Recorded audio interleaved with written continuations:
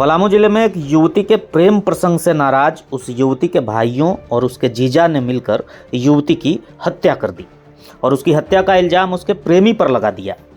पर जब मामले का खुलासा हुआ तो सबके होश उड़ गए।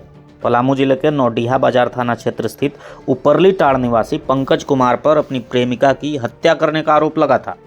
मामले की प्राथमिकी दर्ज होने के बाद पलामू पुलिस कप्तान रिश्मा रमेशन के निर्देशन में पूरे मामले की गहराई से तहकीकात की गई। मृतिका के परिजनों ने आरोप लगाया था कि 3 जनवरी को युवती अपनी प्रेमी से मिलने गई थी और उसके बाद प्रेमी ने युवती की हत्या कर दी। पुलिसिया जांच में पंकज ने स्वीकार किया कि 3 जनवरी को वो अपनी प्रेमिका से मिला था, लेकिन 4 जनवरी को अहले सुबह उसे उसके घर जाकर छोड़ दिया था। तकनीकी अनुसंधान की मदद से पुलिस ने असल हत्यारों को ढूंढ निकाला।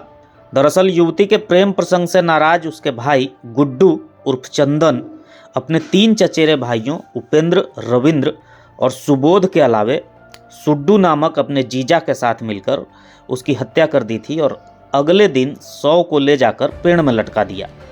पुलिसिया जांच में पूरे मामले के खुलासे के बाद हत्यारों की निशानदेही पर हत्या में प्रयुक्त स्टॉल समेत अन्य सामान भी बरामद हो चुका है। इस पूरे हत्याकांड में शामिल मृतिका के भाई गुड्डू और उसके जीजा सुड्डू को गिरफ्तार कर लिया गया है। 3 अन्य हत्यारों की गिरफ्तारी के लिए छापेमारी की जा रही है।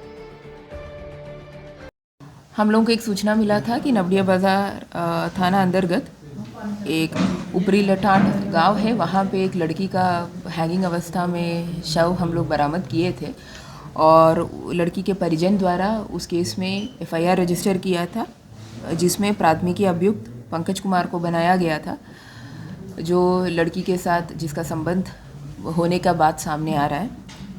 और जब पंकज कुमार को हम लोग कस्टडी में लिए, पूछताछ किए, तो हम लोगों को ये पता चला कि पंकज कुमार ज़रूर उस दिन लड़की से मिला था, लेकिन सही सलामत लड़की को वापस अपने घर पहुंचा दिया था, जिसका तकनीकी साक्ष्य के माध्यम से भी हम लोग ये बात को कंफर्म किया।